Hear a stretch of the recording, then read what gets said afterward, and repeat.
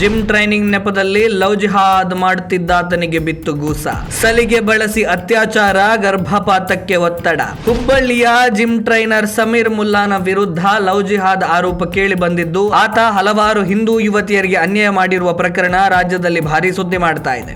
ಸಂತ್ರಸ್ತೆಯೋರ್ವರು ಈ ಬಗ್ಗೆ ಮೌನ ಮುರಿದಿದ್ದು, ಲೈಂಗಿಕ ದೌರ್ಜನ್ಯ ಎಸಗಿ ಹಲವು ಬಾರಿ ಬಲವಂತವಾಗಿ ಗರ್ಭಪಾತ ಮಾಡಿಸಿರುವ ಗಂಭೀರ ಆರೋಪ ಹೊರಿಸಿದ್ದಾರೆ. ಹುಬ್ಬಳ್ಳಿಯ ವಿಜಯನಗರದ ಜಿಮ್ ಟ್ರೈನರ್ ಸಮೀರ್ ಮುಲ್ಲಾನ ಜಾತಕ ಒಂದೊಂದಾಗಿ ಹೊರಬರ್ತಾ ಇದೆ. ಹಿಂದೂ ಯುವತಿಯರನ್ನ ಪರಿಚಯ ಮಾಡಿಕೊಂಡು ಲವ್ ಜಿಹಾದ್ಗೆ ಯತ್ನಿಸಿದ್ದಾನೆ ಎಂಬುದಕ್ಕೆ ಪುಷ್ಟಿ ನೀಡುವಂತೆ ಹಲವು ವಿಡಿಯೋಗಳು ಆತನ ಮೊಬೈಲ್ನಲ್ಲಿ ಲಭ್ಯ ಆಗಿದೆ. ಯುವತಿಯರನ್ನ ಗುರಿಯಾಗಿಸಿಕೊಂಡು ಮೋಸ, ದೌರ್ಜನ್ಯ ಮತ್ತು ಬಲವಂತದ ಗರ್ಭಪಾತದ ಆರೋಪಗಳು ಮುಲ್ಲಾನ ಮೇಲೆ ಕೇಳಿ ಬಂದಿದ್ದು, ಹಿಂದೂ ಯುವತಿಯರನ್ನ ಟಾರ್ಗೆಟ್ ಮಾಡಿ ಲವ್ ಜಿಹಾದ್ ನಡೆಸಿದ್ದಾನೆ. ಆತನ ಮೊಬೈಲ್ ಫೋನ್ ನಲ್ಲಿ ಹಲವು ಯುವತಿಯರೊಂದಿಗೆ ನಡೆದ ವಾಟ್ಸ್ಆಪ್ ಚಾಟ್ಗಳು, ಫೋಟೋಗಳು ಮತ್ತು ಹಲವು ವಿಡಿಯೋಗಳು ಪತ್ತೆಯಾಗಿದೆ ಎನ್ನಲಾಗಿದೆ.